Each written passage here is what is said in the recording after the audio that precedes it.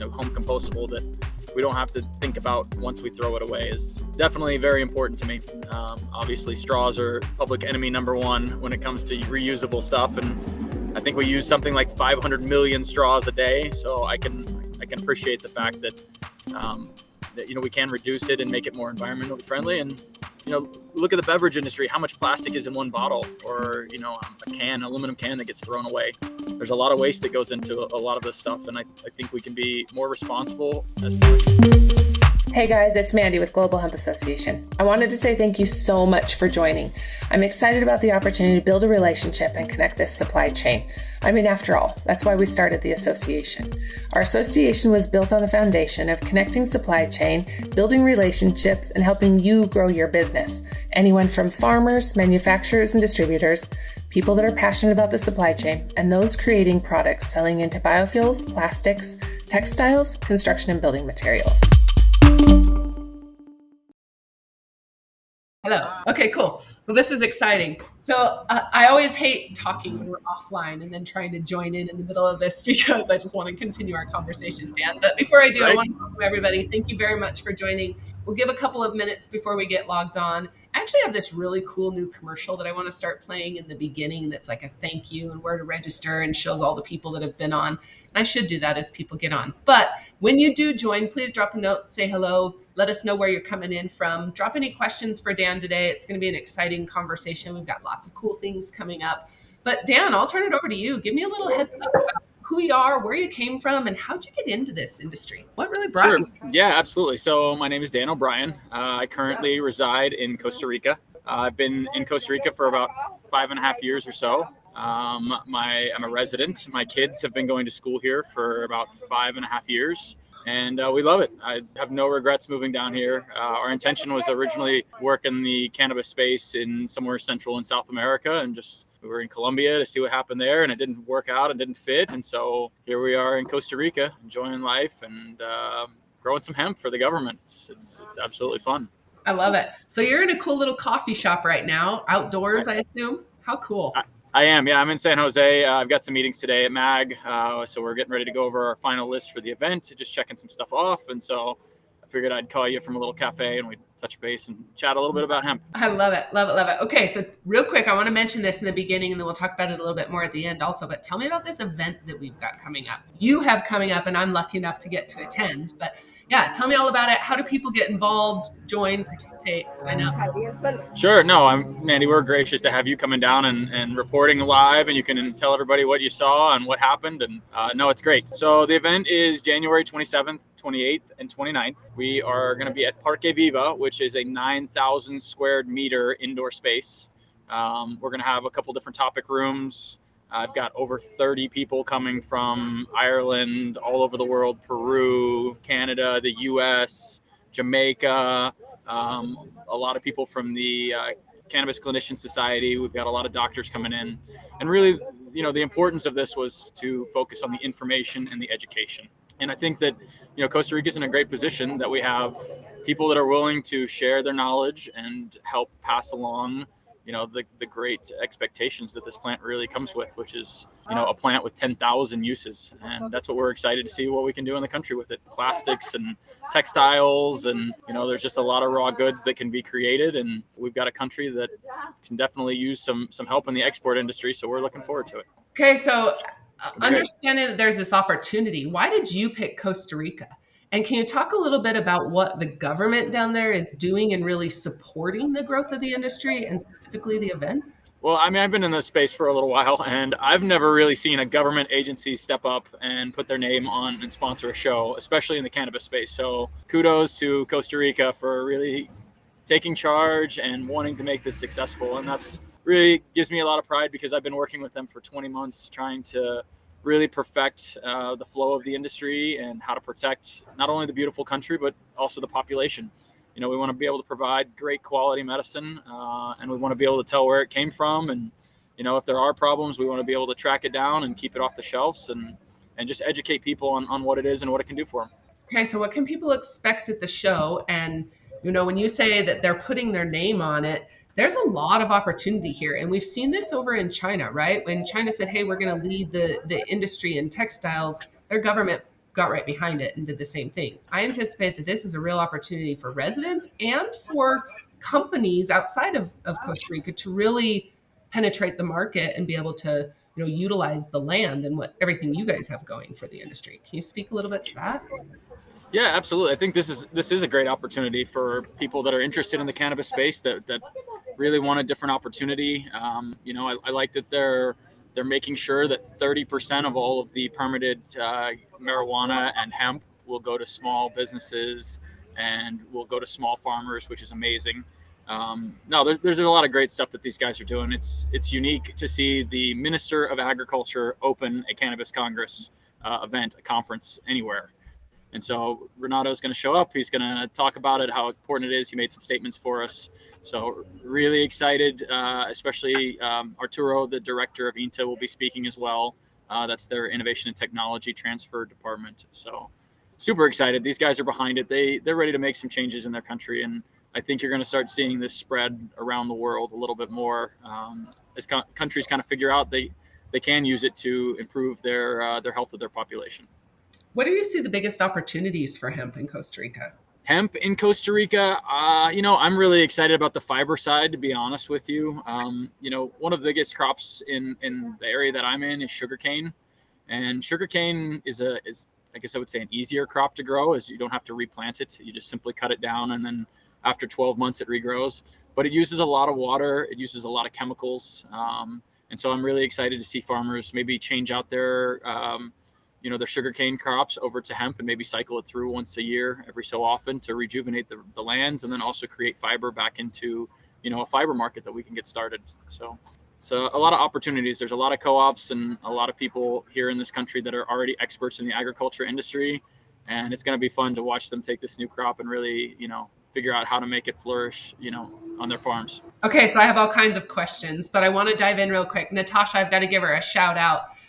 She said that she's going to move down there, and I'll move with you, Natasha. We'll come down together. But she has a great question. What about the humidity and variety types? What grows there? Yeah, so that's one of the cool parts about the event is I'll be sharing a lot of the information. I've been doing this for 20 months. I've grown 11 different cultivars at this time, all the way through. And, we're going to be sharing that information on what the humidity levels were, what the temperature levels did, how the plants behaved in these certain areas. Working with the Ministry of Agriculture, we have access to all of their data from all their weather stations. So we can look at humidity. We can look at the different climates in the country. And this country has a lot of different microclimates. So I'm assuming that there's going to be a lot of craft guys that find their little areas, that have the right humidity and temperature. And, just excited to see what some growers come down and really flourish down here. So there have been some changes in rules and laws just recently, right, that have opened some of this up for the. You want to speak? Well, yeah. So what happened is we had a debate. The bill 21388 was debated on, and it passed 33-13 in favor of the cannabis bill. And so at the last minute, we had 10 diplomats that were in the assembly question the constitutionality and the process of this bill. And so it got pushed to what's called Sala Cuatro, which is the Supreme Court here, as the equivalent. And they went through and looked at the constitutionality and the process of where we have gotten to at this point. Last Friday, it was returned back to the assembly with their approval, and it was found constitutional. And so now we're kind of at this little bubble right here where today, tomorrow, the next day, it's possible they could have the second debate and vote on the law, any day now. And so once that happens, it goes back to the president to sign, and then 21388 becomes a law, and we start working on the 180 days of regulation time. So we can start really fine-tuning the bill, work on the motions, and then kind of devise the plan on where the industry is going to go. Cool. So really at the forefront, how do people sign up for your event? How does somebody find it? And can you speak a little bit about the in-person versus if somebody, say, from the U.S. wants to participate and not able to travel, what opportunities do they have to get involved? Yeah, so we're going to do some live streaming videos from our website. And so you can go online and donate online and be able to watch the live streaming. There'll be one camera at each stage, basically, so you can tune in and pick which camera you want to watch. And then you'll be able to hear and see how many people are there and what's going on at the conference. So it'll be good. And then in person, of course, we can hold up to 6,000 people per day at 50% capacity. at Parque Viva. So we've got plenty of room for people to come down. We also, typical shows, industry shows are pretty expensive to get into. We've kept it pretty cheap. We are wanting as many people as possible to come get this knowledge. That's what it's all about. So the tickets are going to be like around $20, I think, with the exchange rate here. So it's very affordable to come down, and they're going to get to hear, a dozen different speakers each day talking about medical, cultivation, industrialization, some of the government side and how we got to where we're at. And then, of course, we'll have a lot of different officials and different doctors there on site to do little one-off chats in some conversation pits and answer questions, personally, and kind of get a little up and close and personal with some of them. Very, very cool. So what about if I am not able to travel down and I'm a vendor? Are there opportunities for me to set up a booth without having to travel, or is it only to attend as a guest? Okay, so thank you for asking. This COVID thing has been a fun challenge, doing events and planning. I'm sure everybody has some sympathy there somewhere. So yeah, we originally were going to do this in November, and then of course we got postponed, and we knew it was coming, and so we pushed it to January. And of course our timing is kind of playing out just about perfectly, and we'll kind of see, I guess, where we get to on that. But yes, so for vendors, I have dedicated some models. We found an agency here that has bilingual models, and so we're able to print within the next week anybody's information. And we can set up a virtual booth with tablets so they can gather all the information. They can have all their stuff printed and have bilingual models there that can pass out the information and then gather anything that the vendor would like, and then have them live on WhatsApp. So if somebody's really interested, they can get them on the phone with one of the company representatives and make some sales.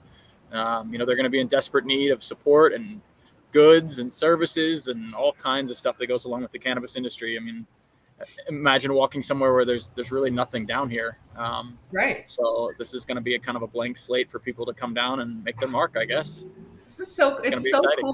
We really are at the we're at the forefront of the industry here in the United States, but we're very much at the forefront of the industry there when, we're right in the middle of passing these bills and moving things along. So I'm excited because it sounds to me like if there's a vendor or say Global Hemp Association can't make it, we can still have presence and still share or distribute content and collect contact information and really be a presence in the 100%. Event. No. 100%. Yeah, if anybody's interested, I did share the website on here to go ahead and register or connect. Do they register through the website, did you say? Yeah, so you can go to the website. There is a contact us page where you can drop us a little note. It goes directly to one of my assistants that's checking it on an hourly basis. So we're pretty quick about getting back to everybody. Look, we understand the problem. We've watched it happen in the United States. Is you have to have the supplies, you have to have the tools, you have to have the knowledge. They understand that. And so, we don't want Costa Rican citizens that get taken advantage of. And so there's a lot of great people in this industry that really want to help out, that also want to make a little bit of money and support the industry. And that's what we're looking for, is quality people to come down and really help us, get this thing launched. It's awesome. So shout out any of our GHA listeners or anybody that's on now. Please reach out to Dan. Dan and Kerr are both doing a great job. We had Kerr on last week and talked a little bit about it. But Natasha's got a great question too. Is the government providing land credits? She'd love to connect and see how the government is structuring their policy and programs so that we can gain ideas for structuring with ministries we are in discussions with in Africa. Will the topic be Natasha, if you make it to the show, come find me. I will personally walk you over and I'll introduce you to somebody that you can ask that question directly, because I think it's a great idea. I do know that one of our sponsors in this is some of the financial institutions here, like Vita Cori and Agro Sector, and they're constantly looking for ways to be able to help the farmers. So I guarantee you, there's going to be some way for small and local farmers to be able to get some support here. I love it. Great feedback. Okay, so tell me a little bit about outside of this event. Talk to me about your job in the industry. What are you working on specifically? I have a couple of things I'm working on right now. I guess I'll start off with what I think is the most fun, which a lot of you guys that are listening will start seeing this. We have some new technology I've started working with, which is a drinking straw, a biodegradable drinking straw made from hemp. And we have a machinery that coats the inside of the drinking straw and then bakes the liquid onto the inside of the straw like a layer.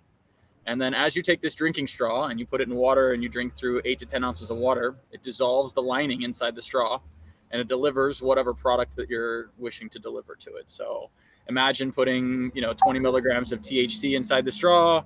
After you finish drinking the liquid, you've ingested the THC, and it's a fast acting nanoparticle. So it hits you like 6 to 8 minutes for the duration. So working on a couple of really neat things. That's, if somebody's interested in that, they're more than welcome to reach out to me and we'll share some stuff, but that's getting started here really quickly. Very cool. So are you processing your straws there? No, actually, I'm working with a group out of Texas. And so we're trying to be completely responsible and use 100% hemp and recycled materials. I look at the beverage industry having a major issue is water is heavy and it's expensive to ship.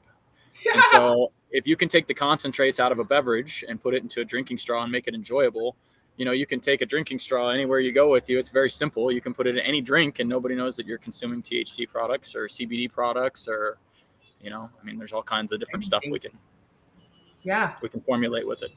So it's some neat technology, that'll be hitting here pretty soon, I think, in the U.S. market and international market. And then I've got some intellectual property that we're working on some tracking and tracing capabilities. So we'll be launching that here soon here in Costa Rica to help hopefully kind of monitor the plants. Cool. Talk to me about some of the pain points in the track and trace that you're seeing there that may be different from the U.S. Well, we're in a country where there's already cannabis being grown in this country. It's been grown here with indigenous peoples for a long time. And so I kind of think that, it's going to be interesting on how we track the hemp batches inside this country compared to how the medical marijuana is going to be grown. Because I do see the potential for people maybe trying to swap crops out in a field. And so some of the tracking and tracing ability will help cut down on some of those lots being changed out without us knowing. Interesting. Okay. So difference, that's not something necessarily that's happening here. I think it is, but I don't think necessarily is it being so mixed with industrial hemp. But, in Costa Rica, it's going to be, it's a jungle here. It's quite a rough landscape in some places. So I can imagine it's probably pretty difficult to maintain some of the control. Oh, yeah. Yeah, absolutely. And just seeing where it can be grown or hidden, amongst the forests and little plots. And we saw that in California when the market really first grew, you know what I mean? Correct. But I think a lot of that has to do too with pricing. So, in my opinion, the hemp and the marijuana space is just a race to the bottom. As long as the reward is worth the risk, you're going to see people continue to break the law. And if it's easy enough, then, they're going to find some way to circumvent and navigate around it. And, that's just something constantly looking at technology and trying to figure out those loopholes to protect them. Yeah. Natasha made a comment right here. Texas definitely has some controls in place on crops, but a change control process would be key. What's change control? What do you mean? So part of the tracking and tracing here, like when you start with genetics and you go from place to place, and when the material gets moved from production from growth, from harvest into production and manufacturing. And so what we're trying to do on ours is to be able to make sure that we can provide full traceability for where the plant was grown, as well as the cycle that goes through it, and then who's getting the material, and then where it's headed. And so we can track all the way down to the very final product, exactly where things have come and gone. And that's an easy way also for the government to be able to monetize and track what's being produced. So not necessarily when you pull plant apart on THC is THC all you get. There's other minor cannabinoids and terpenes that can be, monetized and taxed as well. So if you're providing like the CanID systems and you're actually looking to see what you're creating, then it's really easy to put that data into the system and be able to monitor what was created farm to farm, and then looking at actually getting a more realistic number on what the cannabis market is producing. Okay. So where would you see biggest opportunity for both you and then say somebody from the US coming into the market in Costa Rica? Like you say textiles, right? I do. I think textiles would be there's a lot of things that are in here. Honestly, I wish it was up to me. If it was me, I'd just put money in a little bit of everything and start all of it down here. But unfortunately, I'm not that wealthy. No, I think it's a great opportunity. We've got a Yeah, big group and a big industry that's able to really take hold, right? there is. I think there's a lot of opportunities for companies that are looking at doing something different.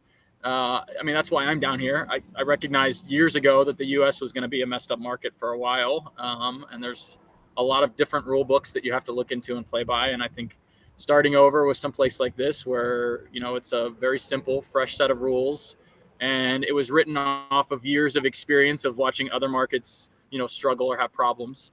So I really think it gives us, a little bit of an advantage of being able to kind of 2.0 start over.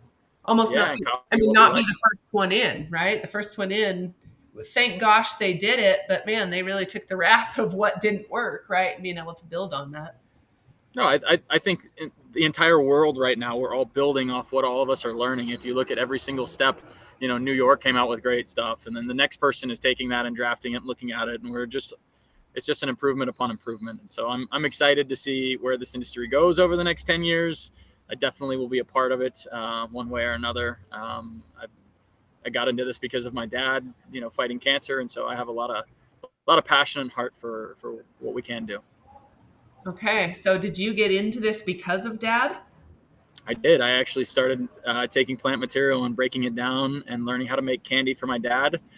He had throat cancer, and so he couldn't swallow. And so I made him lemon candy drops so that he could suck on them, and it would basically put all the cannabinoids and everything directly onto his throat throughout the day. Fabulous. And helped, obviously. How long ago was that? Long time ago. 7 years ago, 8 years ago, something like that. Okay. So before you moved to Costa Rica.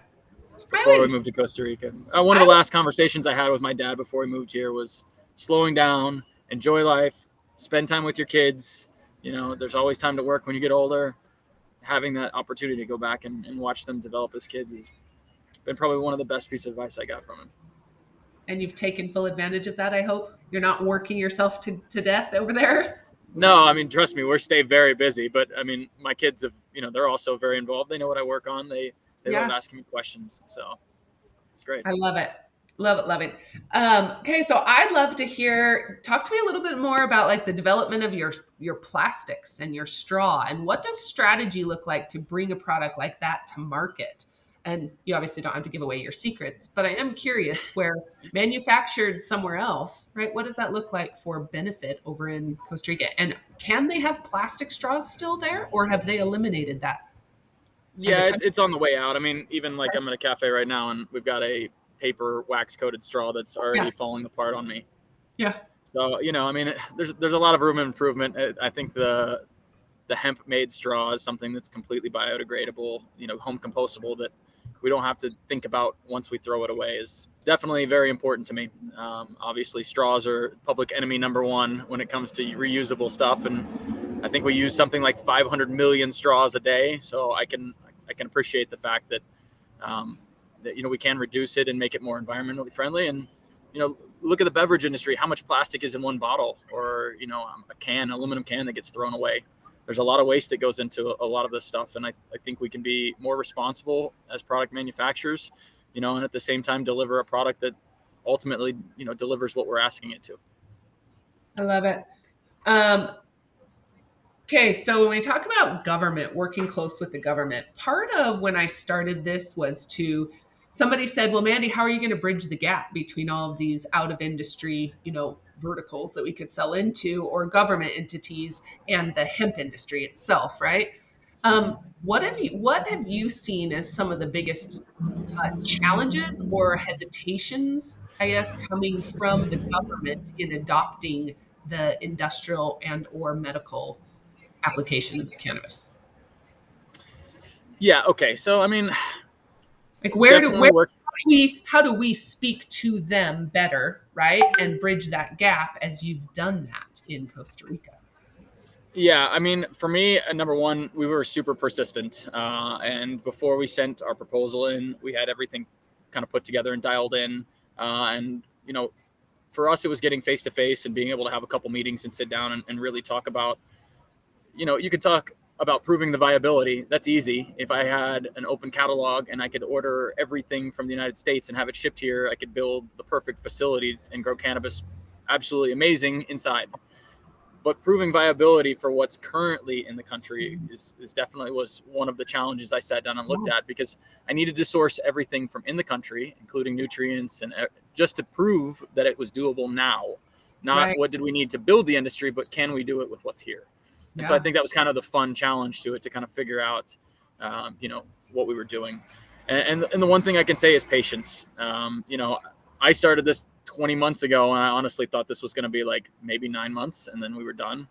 And here we are 20 months later, and we're still, dragging through, the assembly and the approvals, and it's never what it seems. How about that?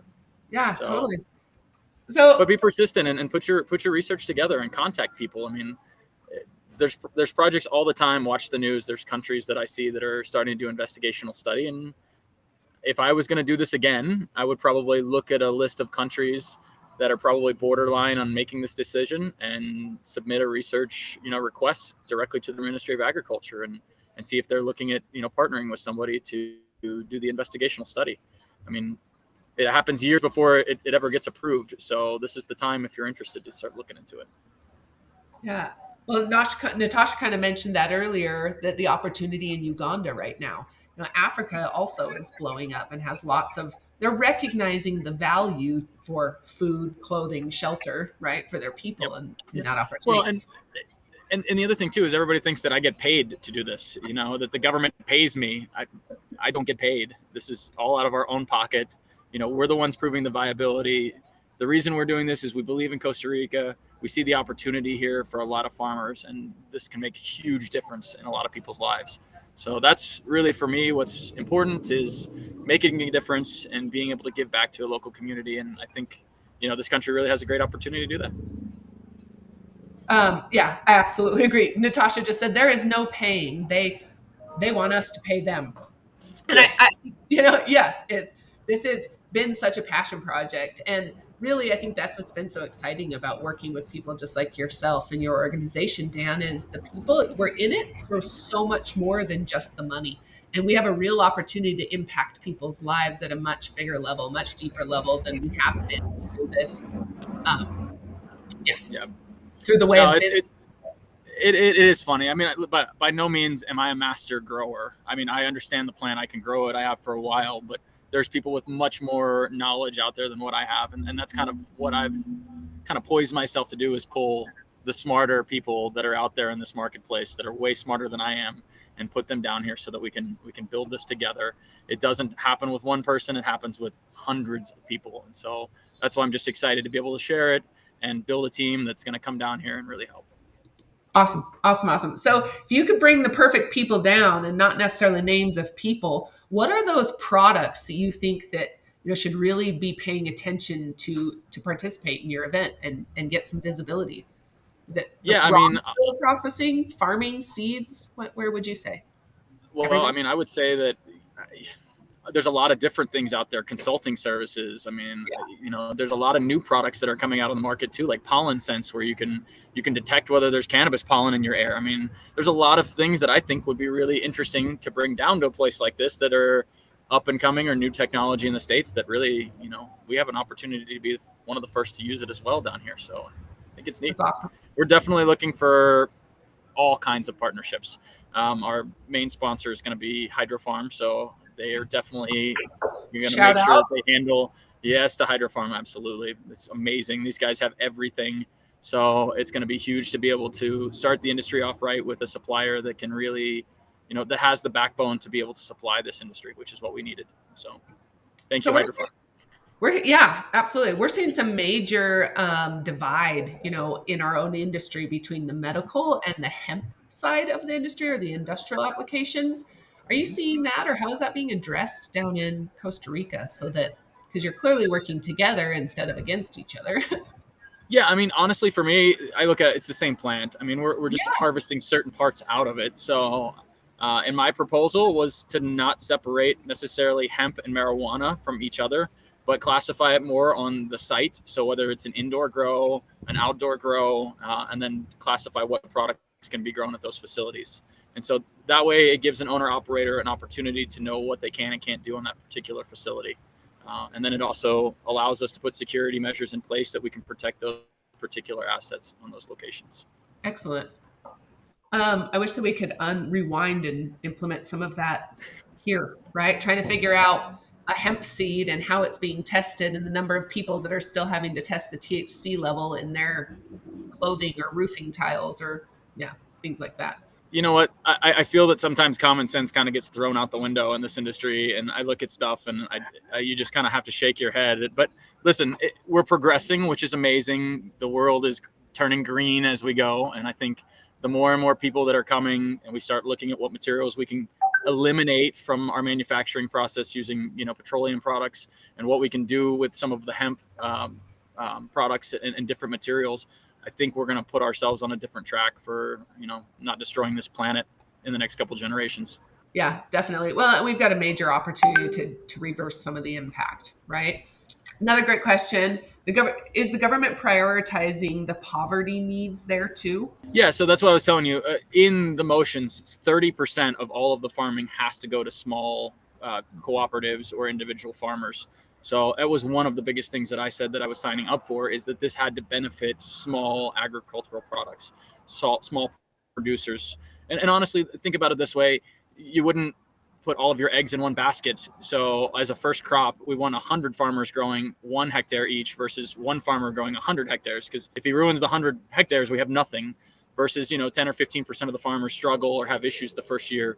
At least we're producing, a large number of what that yield should have been. Well, and that's been a major reservation about big brands coming on, right? Is their acreage needs to be so diverse and spread out. We've seen so much tragedy, even just recently in Kansas with the tornadoes, right? Taking out the facilities that, we've got to diversify our crop. And I like that you said, small, and then it gives more farmers an opportunity to participate, on a competitive. Well, listen, and if they try it the first year and they're not any good at it and they gave up or they didn't make any money, then they only did 1 hectare. They'll start over or go back to whatever crop they were doing. And I'm sure we're going to find guys that are very, very, capable of growing large amounts of agriculture products down here. We've got thousands and thousands of acres of sugarcane, rice, and hay. So, I mean, it's here. We've got to organize it. And that's what this is about, is rallying the troops, getting everybody, what they need, and then moving forward. So, and I saw a question on there about the 1%. Yes. So we did push for 1% here.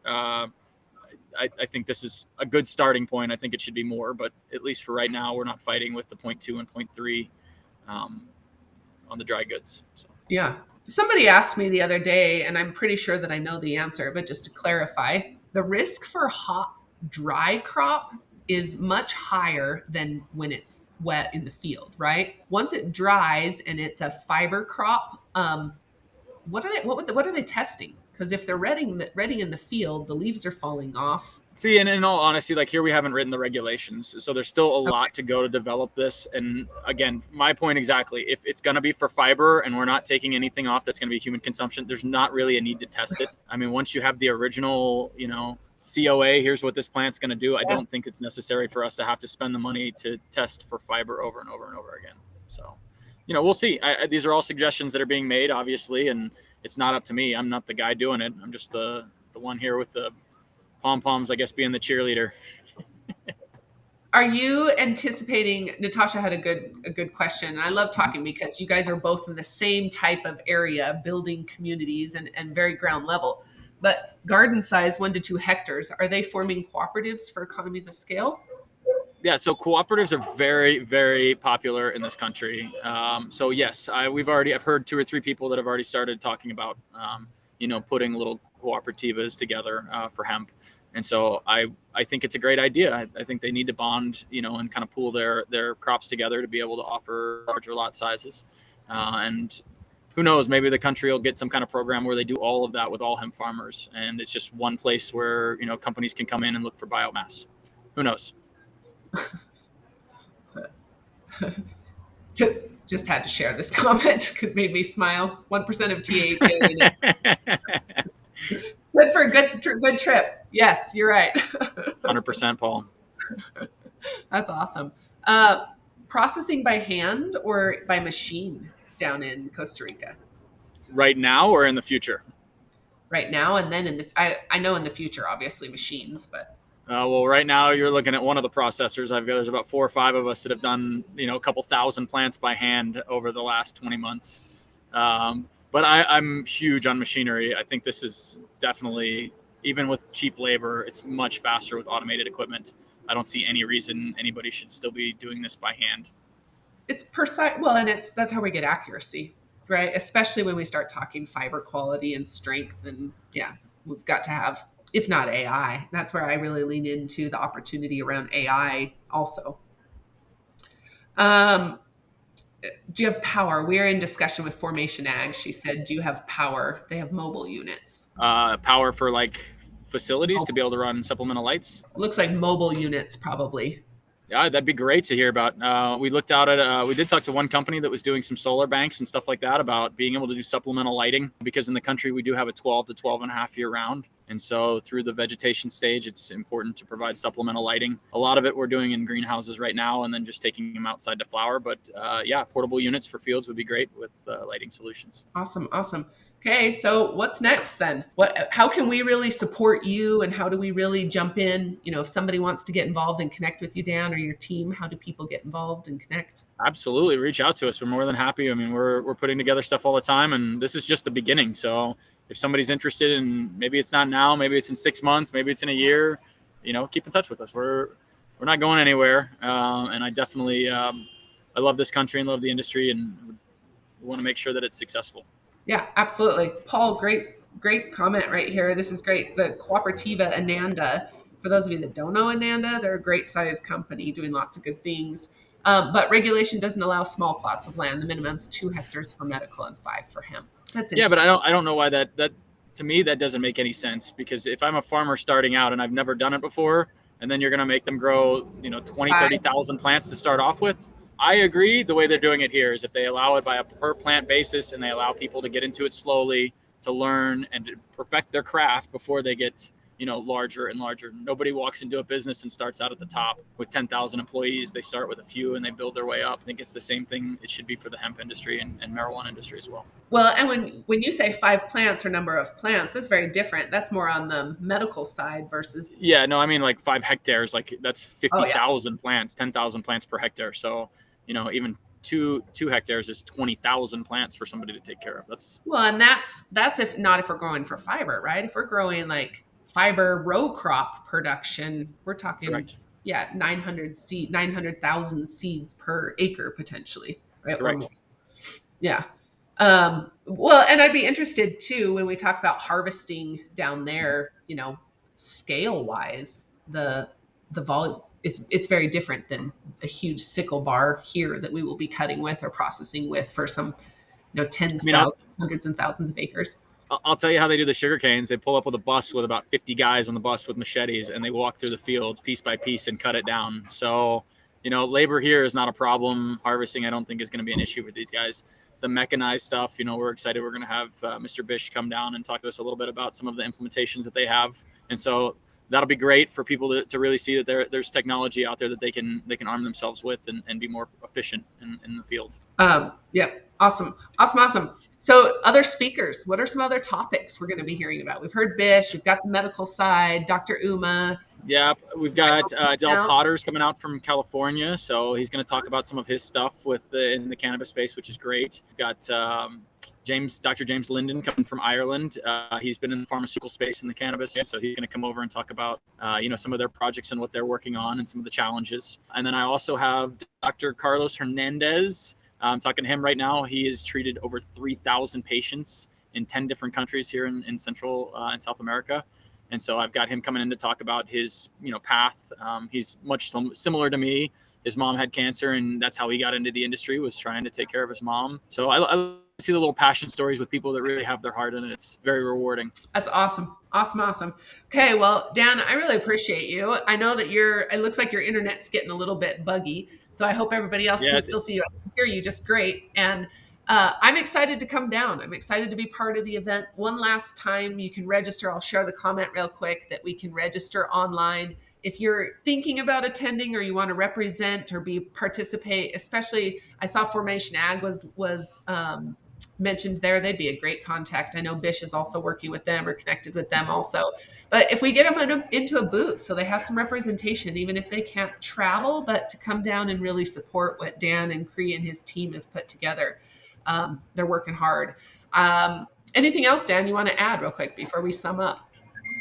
No. I think we've covered everything. We will be working on a supplemental event at some point in time. So probably something that's going to be more like culture related. So I've really enjoyed the culture of the cannabis space. And so I think we'll be doing probably 2 full-time events down here, one for science and industry, and then one that's a little bit more fun with some culture, kind of to spread the love down here and get some more people interested. Do you see big companies more reserved about coming into Costa Rica? Not really. I mean, I think a lot of it has to do with who's down there and what the connections are. I mean, I prefer to do business with people that I'm familiar with or I've had some experience with. Some of these countries are a little bit more difficult to get in and out, and it really is who you know. It's small, very old families that are in a lot of power for some of them. Interesting. Yeah, I was just surprised to read that comment that, bigger countries or bigger companies are a little bit more reserved. And again, I also hear this, and there Dan goes. I knew his internet was getting shoddy, but I hear it every once in a while that, there's a lot of reservations about being the first in. And it's always, that risk of paving the way. And the people in the industry, I want to give a huge shout out to, and thank you very, very much for participating and joining. But definitely, the passion that comes behind this and the amount of change that we're able to make. So I'm really excited. I'm excited. And I also want to invite you guys to please participate, sign up and join, come attend the event. We're really excited. I'm excited to go down. I've never been there in Costa Rica, but more looking forward to shaking hands and, really rubbing shoulders with people that are going to be there from different organizations and countries. So thank you again, Natasha. It's always wonderful. I'd love to have you come. I'd love to have you participate. We'll have to jump in together. But thank you again. Thanks for participating. You guys are fabulous. And we'll see you tomorrow. I've got an incredible interview in the morning, same time, 10 o'clock, all about biofuels and proteins and sugars, biorefining hemp. They've got some incredible technology. They've been doing it for 20 plus years and have got some awesome partners on their patents. So I'm really excited to share and make that introduction with Vinny. And then tomorrow afternoon, also you can find it on our website, globalhempassociation.org. There is a R&D meeting all about our tax credits and how to take advantage of the R&D tax credit, especially in the phase that all of us are in developing this industry. So I'll let you guys go. Thank you very, very much. I can't wait to get to Costa Rica, and we'll see you guys tomorrow. Reach out if you need anything.